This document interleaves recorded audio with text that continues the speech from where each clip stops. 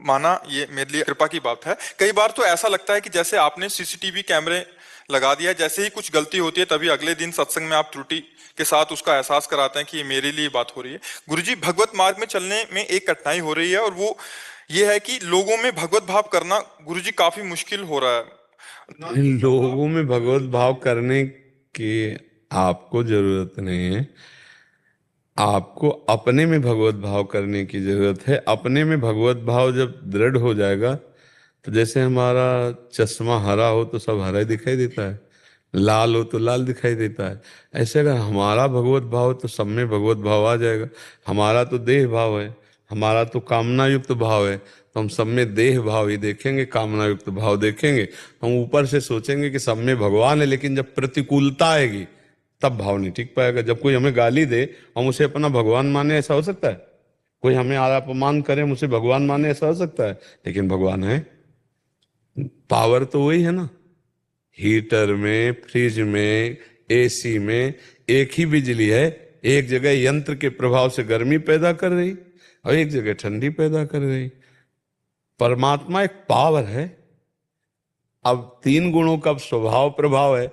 तमोगुण है तो राक्षसी प्रवृत्ति प्रकट होगी, रजोगुण है तो राजसिक, सतोगुण है तो सात्विक, लेकिन पावर तो उसमें परमात्मा है ना।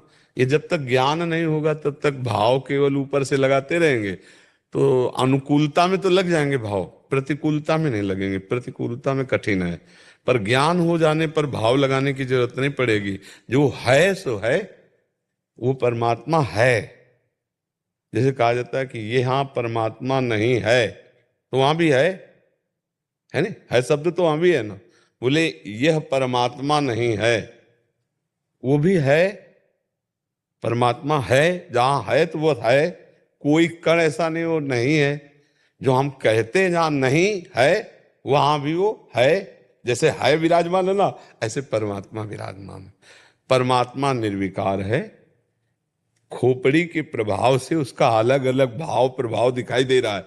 जैसे हीटर में बिजली गई तो आग पैदा कर रही है, एसी में गई तो ठंडी हवा, फ्रिज में तो ऐसा, मोटर में गई तो पानी निकाल रही।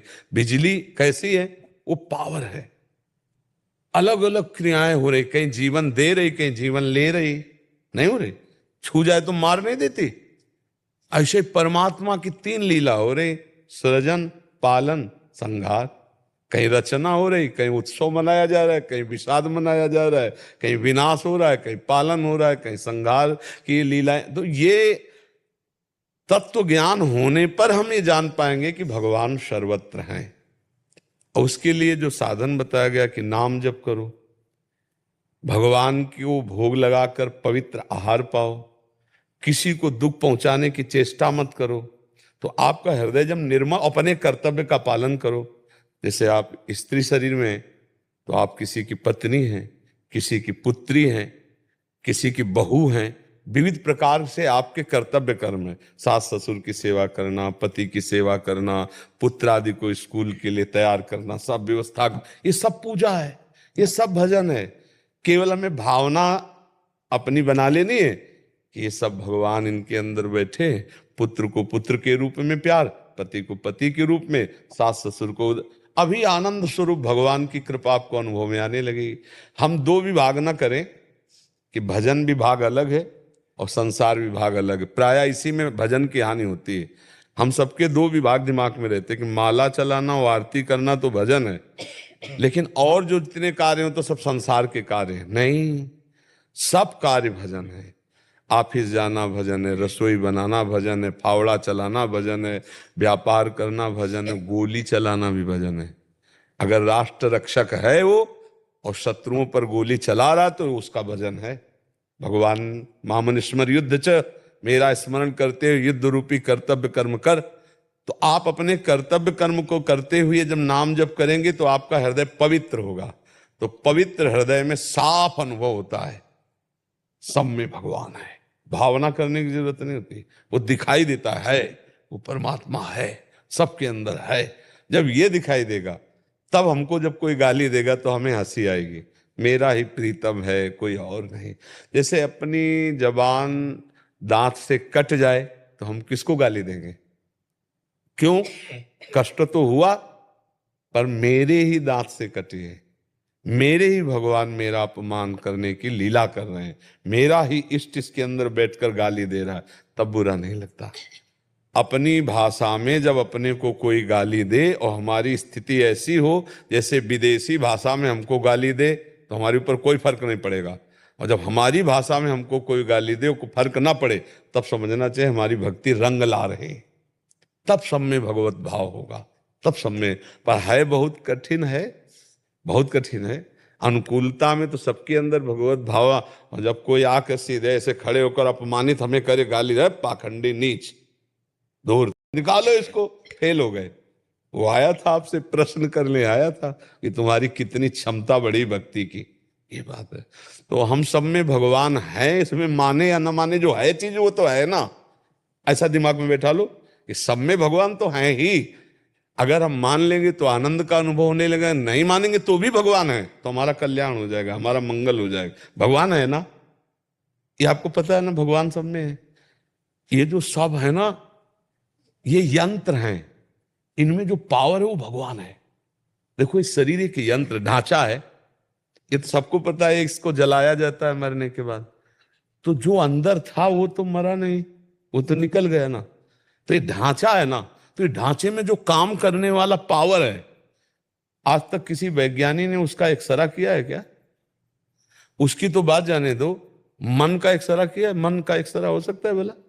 मन का कोई अल्ट्रासाउंड कुछ आज तक कोई, हमें लगता है अभी विज्ञान में इतनी सामर्थ्य नहीं आई है कि मन का कोई ऐसा है, क्योंकि हमें ज्यादा ज्ञान तो विज्ञान का है नहीं।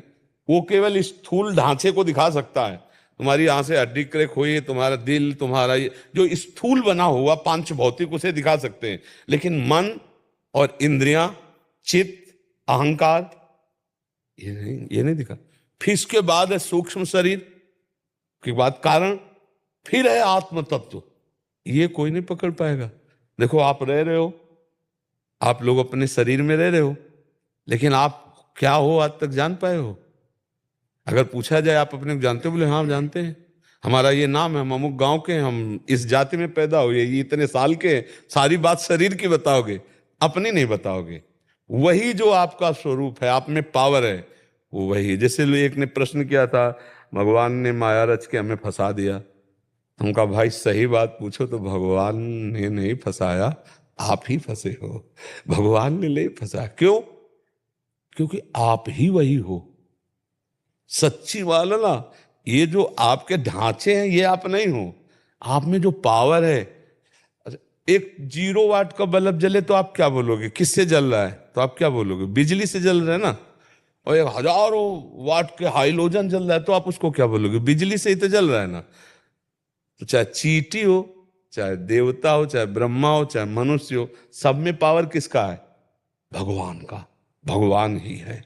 जैसे बिजली के पावर से, ऐसे भगवान। बिजली तो प्राकृतिक है, वो तो तार के कनेक्शन से ही जाती है, और ये बेतार कनेक्शन है। कहो सो कहां जहां प्रभु नाई, कोई कण ऐसा नहीं जो भगवान ना बने हो, स्वयं भगवान सब कुछ बने हुए हैं। ये जब ज्ञान हो जाएगा तो हमें सब जगह भगवान दिखाई देंगे।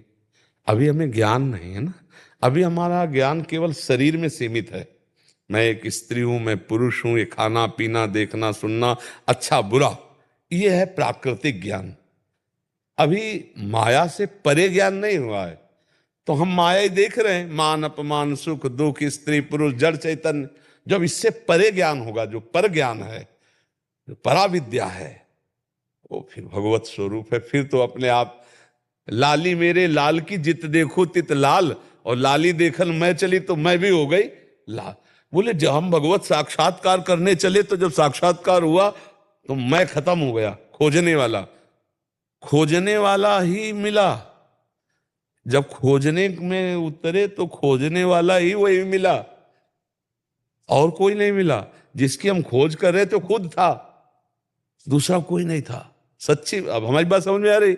इस समय हम उनके प्रश्न के अनुसार बोले कि सब में भगवान है, दो नहीं है, एक ही है, और वही सब रूपों में। ये दो का भाव हट जाए तो अज्ञान नष्ट हो जाए, और ये बहुत बड़ा अज्ञान है। तो ये जैसे हमारी दृष्टि दो है, विराजमान है। अब इस शुद्ध ज्ञान होने के लिए थोड़ा पवित्र हृदय चाहिए ना। अभी तो नाम जप करो, भगवत चर्चा सुनो, दूसरों की सेवा में ज्यादा ध्यान दो। हम अब अंदर की बात, आपको रहस्य की बात कह रहे हैं। बड़े बुजुर्गों की, असहायों की, पशु पक्षियों की अगर आप सेवा कर लिए तो बहुत जल्दी हृदय पवित्र होगा। क्योंकि शरीर से ही आचरण हमारे बिगड़े, जिससे हमारा हृदय अपवित्र हुआ। तो जैसे मान लो बूढ़ी सास है, उनके हम शौच फेंक दें, उनके कपड़े धोएं, उनके चरण दबावें, उनमें भगवान की भावना करके, से बहुत जल्दी हृदय पवित्र हो जाएगा। पर मंदिर में पानी तो चढ़ा सकते हैं, लेकिन अपने बड़े बुजुर्गों के मल भरे कपड़े नहीं धो सकते। आज का समय ऐसा हुआ आ रहा है कि बुजुर्ग लोगों के साथ असभ्य व्यवहार आज की समाज कर रही। तो मुझे लगता है कि फिर मंदिर वाले भगवान प्रसन्न नहीं होंगे। जैसा ये हम कई बार एकांतिक में कहते हैं कि हमारे समाज को इस समय इस ज्ञान की आवश्यकता है कि बड़े बुजुर्गों का सम्मान करना सीखो, बड़े बुजुर्गों की सेवा करना सीखो। बड़े बुजुर्ग प्रसन्न हो गए तो भगवान प्रसन्न हो गए। उनको ये मत देखो कि वो गाली देते हैं, वो कैसा व्यवहार करते हैं। बुजुर्ग अवस्था में बुद्धि थोड़ा शासन से रहित हो जाती है। हो सकता है वो गाली तो मैं दे, तुम करो सेवा, वो तुम्हारी निंदा करें, गाली दे, आपको नहीं देखना, आपको अब सेवा करनी, भगवत प्राप्ति करनी है। तो घर में अगर बड़े बुजुर्ग हो तो उनकी सेवा जरूर करो। सेवा से बहुत जल्दी हृदय पवित्र होगा। और अपने कर्तव्य का पालन करो। भगवान क्षम्य है, ये वो कृपा करके सोई जाने जे देहु जनाई, तो जानत तुम्हें तुम्हें वो जो भगवान का आश्रय लिया, भगवान की सेवा की, भगवान उसे जना देते हैं। और जहां जाना तो भगवत स्वरूप हो जाता है। अब मतलब है यार, तो उसमें क्या जानना है, वो तो है ही। अब जैसे हमारे दिमाग में है ना, तो ये लगता है यार, तो उसमें क्या अकल लड़ानी, वो है सर्वत्र है, तो अकल क्या लड़ानी भाई। ना हो फिर आरोपित करना हो तो वो तो है ही है। भगवान तो सर्वत्र ही है, यहां भी है, यहां भी है, उनके सिवा कोई है ही नहीं। अब हमारा चूंकि हृदय अपवित्र है, आंखें जैसे खराब हो जाए तो सामने का अक्षर नहीं दिखाई देता, तो ऑपरेशन करावे, चश्मा लगावे तो बढ़िया पढ़ ले। ऐसे हमारी अविद्या